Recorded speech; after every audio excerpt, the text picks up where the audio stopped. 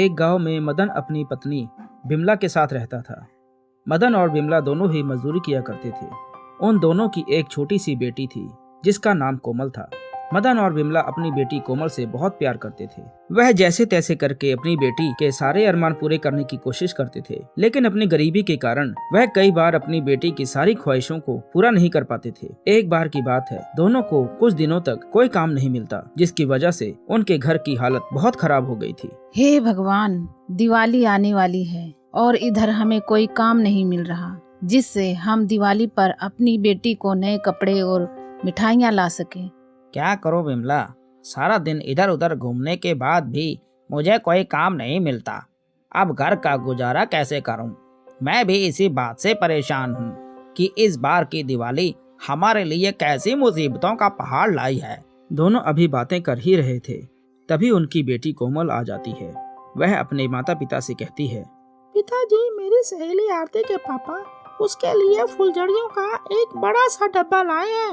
वो उसके लिए नए नए कपड़े भी लाए हैं। आप मेरे लिए पटाखे और कपड़े कब लाएंगे पिताजी? मेरी प्यारी बच्ची, हमारे पास तो घर का राशन लाने तक के पैसे नहीं हैं। वह भी हम राशन वाले लाला से उधार लेकर आए हैं। हम तुम्हें पटाखे और नए कपड़े नहीं दिला सकते मेरी बच्ची। जब कोमल अपनी माँ से यह बातें सुनती है तो वह रोते रोते घर से बाहर चली जाती है और एक पेड़ के नीचे बैठकर रोने लगती है। तभी वहां पर एक लड़की खेलती हुई आती है और कोमल को भी अपने साथ खेलने को कहती है। क्या तुम मेरे साथ खेलोगी? नहीं, मैं तुम्हारे साथ कैसे खेल सकती हूँ? तुम तो बहुत अमीर हो।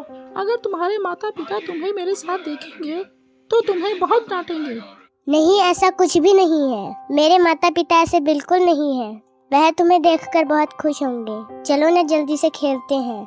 प्रिया के बार बार आग्रह करने पर कोमल उसके साथ खेलने चली जाती है और थोड़ी ही देर में दोनों पक्की सहेलियां बन जाती हैं।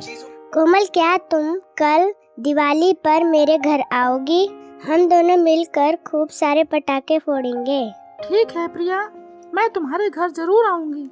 कोमल प्रिया को हाँ बोलकर अपने घर चली जाती है।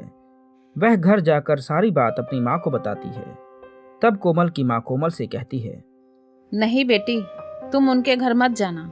वे लोग बहुत अमीर हैं और हम बहुत गरीब हैं। अगर तुम उनके घर जाओगे तो वे लोग तुम्हें पसंद नहीं करेंगे। नहीं माँ, प्रिया ऐसी बिल्कुल भी नहीं है। उसने कहा है कि उसके माता पिता मुझे बहुत पसंद करेंगे। कोमल की माँ कोमल को प्रिया के घर जाने की इजाज़त दे देती है। कोमल खुशी खुशी अगले दिन की तैयारी में लग जाती है। अगले दिन कोमल अपनी एक खूबसूरत सी ड्रेस पहनकर प्रिया के घर चली जाती है। प्रिया भी कोमल का इंतजार कर रही थी। जब कोमल आती है तो प्रिया उसे अपने घर ले जाती है। जब कोमल उसके घर के अंदर जाती है तब प्रिया के माता पिता कोमल को देखकर बहुत नाराज होते हैं। प्रिया, मैंने तुम्हें कितनी बार कहा है कि गरीब लोगों के साथ दोस्ती मत किया करो। पहले तो यह गरीब तुम्हारे साथ दोस्ती करेंगे, फिर घर में घुसकर तुम्हारे सामान की चोरी करेंगे। यही आता है इन गरीबों को। इसीलिए हम तुमसे कहते हैं कि तुम गरीबों से हमेशा दूर रहा करो। कोमल जब यह सुनती है तो उसे बहुत बुरा लगता है। वह प्रिया के घर से बाहर निकल जाती है और उसके घर के सामने ही खड़ी हो जाती है। प्रिया भी थोड़ी देर में अपने घर के सामने पटाखे जलाने लगती है। तभी एक पटाखा प्रिया के पास जाकर गिर जाता है। इससे पहले कि पटाखा प्रिया को कुछ नुकसान पहुंचाता, कोमल ने दौड़कर प्रिया को धक्का दे दिया, जिससे प्रिया दूर जा गिरती है। प्रिया के दूर गिरते ही पटाखा फट जाता है और कोमल को जगह जगह चोट लग जाती है। कोमल रोने लगती है। उसके घर के बाहर शोर सुनकर जीवनलाल और उसकी पत्नी दौड़े दौड़े बाहर आ जाते हैं। अरे अरे अरे, क्या हुआ मेरी बच्ची को? क्या हुआ मेरी बच्ची? तुम्हें क्या हो गया? तभी वो देखते हैं कि प्रिया तो बिल्कुल सही सलामत है, लेकिन पास खड़ी कोमल को काफी चोटें आई हैं। तभी प्रिया कहती है, पापा, मेरे पास एक जलता हुआ पटाखा गिरा था।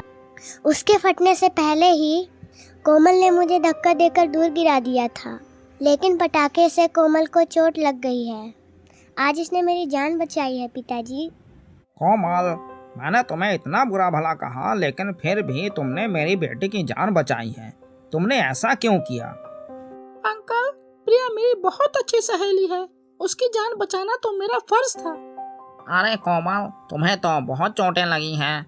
चलो घर के अंदर चलो, मैं तुम्हारे जख्मों पर दवा लगा देता हूँ। जीवनलाल कोमल के जख्मों पर दवा लगा देते हैं। मुझे माफ कर दो कोमल, मैंने तुम्हें कितना बुरा भला कहा।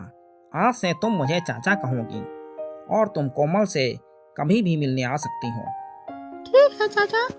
प्रिया के माता पिता कोमल को बहुत सारे कपड़े, पटाखे और तोहफे देते हैं, जिसे लेकर कोमल खुशी खुशी अपने घर चली जाती है।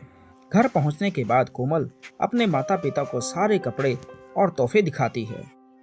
तभी उसके माता पिता उसके शरीर पर चोटों के निशान देखते हैं। तब वह उससे पूछते हैं, कोमल बेटे, यह तुम्हारे चोटें कैसी लगी हैं? पिताजी, मैंने अपनी सहेली प्रिया को पटाखों से जलने से बचाया था। ये चोटें तभी लगी हैं। मदन अपनी बेटी की बहादुरी पर बहुत खुश होता है और उसे शाबाशी देता है। शाबाश मेरी बच्ची, तुम तो बहुत बहादुर हो।